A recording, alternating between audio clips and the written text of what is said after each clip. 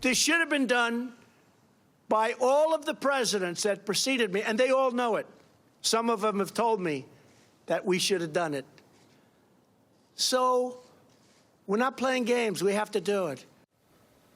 None of them told you that. None of them. There's no shortage of Trump lies and misleading claims about immigration, but that one on Friday reached a new level of stupidity because of how easy it was to prove him wrong. None. No, not a single former living president, and I'm going to bet not a dead one either, told Trump they wanted to build a wall. It was a comment so ridiculous even Vice President Pence couldn't defend it. Which former presidents told President Trump, as he said, that he should have built a wall? All their representatives have denied that that was the case. Well, I know the president has said that that was his impression from previous administrations, previous presidents. I know I've seen clips of previous presidents talking about the importance of border security, the importance of addressing the issue of illegal immigration. That's different from telling the president, though, right? But look, you know, honestly, the American people want us to address this issue. So if I wasn't dying to talk to Steve Schmidt, I'd watch that again because he didn't say impression. He said they've Steve Schmidt, go. Well, when I'm watching Mike Pence there, I think about his previous career as a shill for the tobacco industry. He began his public career in politics really telling the American people that cigarettes were good for you, no problem. And I'm sure he did it with the same sincerity, faux sincerity, the squinty eyes, the head cock, don't worry, take down another camel, no problem. So we have the most prolific liar in the Rose Garden spewing nonsense, inventing out of whole cloth an emergency that in fact doesn't exist, the abuse of the U.S. military that existed to combat the invading Panzer Division known as the Caravan before the election that miraculously dissipated the coverage and the action, the talking about it the day after the election. And so we see the spectacle tonight with the President of the United States lying nonstop to the American people about this, gaslighting the American people.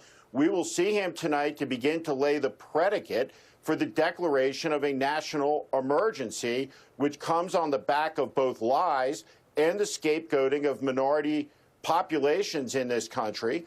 And it's dangerous. John Heilemann was exactly right. It's dangerous in a Madisonian democracy and the American Republic for a political leader to try to seize power by the declaration of an emergency on made-up facts. And you can look through history for the other autocrats, the other fascists, the other dictators who have tried to do and have in fact declared such things. It's disturbing. Steve Schmidt, talk about the weakness that it betrays as well. I mean, only a weak executive throws up his hands and says, I'm so impotent. I'm so impotent, I cannot rally support in Congress. They're laughing at impotent. Can you show them? By the way, I would like to get some credit. I was the first one to use impotent on MSNBC, and I used it 9 times on Morning Show one morning. I'm sorry. Talk about the small-handedness that it betrays. The tiny-handedness and impotence. I'm so excited to come back at 9 to be here for the live address. Steve Schmidt, talk, though, about the political impotence, I'm going to stick with that, of having to do things by fiat, by having to do things Duterte style. He's so weak politically, he can't even bring Republicans who literally apologize for everything. The ridiculous. The party we were once both a part of has become a party of nothing, literally nothing. And he can't bring them along? Sad. Well, we see the power of the Republican Freedom Caucus, 27 members or so, that dictates policy to this president and vice versa. And the Republican Party long ago lashed itself to Donald Trump's mast, cost them a devastating defeat in the election. And the party's going to double down, no doubt. Most Republicans will look at this, understand the idiocy of it, understand the stupidity of it, but they will remain, as they have been, too timid to speak out about it, and they will continue to pay a political price, and maybe until we have a handful of elected Republicans left in the country. But as we see today with Turkey, with President Erdogan, he is taken seriously by exactly nobody. not by the Speaker, not by the minority leader in the Senate, not by foreign heads of state. He is a joke. He is a clown. He is incompetent. He is full of malice and meanness.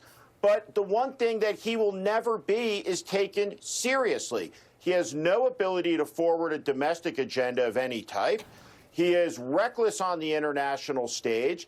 And so we see here the con man being exposed. The people have come to see the wizard, and the wizard has promised them the Great Wall of Trump, paid for by the Mexicans. But at the moment, for the unveiling of the wall, it appears to be an invisible one.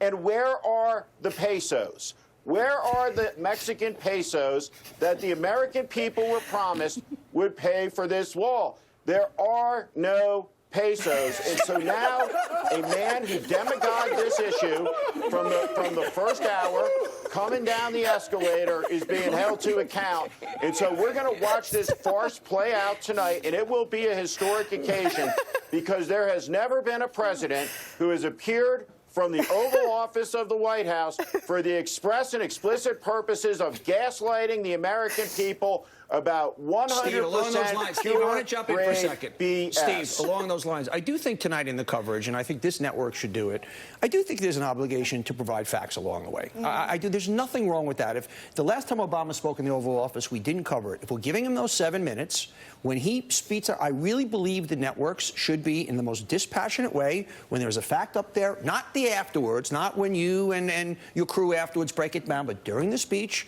there should be, for the factually impaired, and there really should be, when he says there are 7,000 people, there should be a banner. Well, no, it's really this number and that number. And that's news. I think news has an obligation to do that. If the thing is, if when the president, we have to think about, though, just how horrendous it is that we have to do this Colbert Report thing with the presidency where when he speaks, we have to constantly talk about how much he's lying. I mean, that in and of itself is problematic that we have a president when we do have a humanitarian crisis on the border, but we can't expect him to actually speak on it because all he's going to do is lie and promote sort of racial nonsense and hostility. I don't know about that, but I will tell you this. I'm going to start a garage band.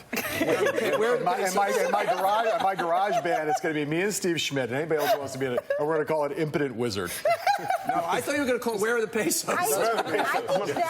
Impotent Wizard is a good band name. It's a great band name. I'm going to have a hat for you next time. Next time someone puts on a MAGA hat in front of you, we're going to have pesos for you. We have to sneak in a break to gather ourselves.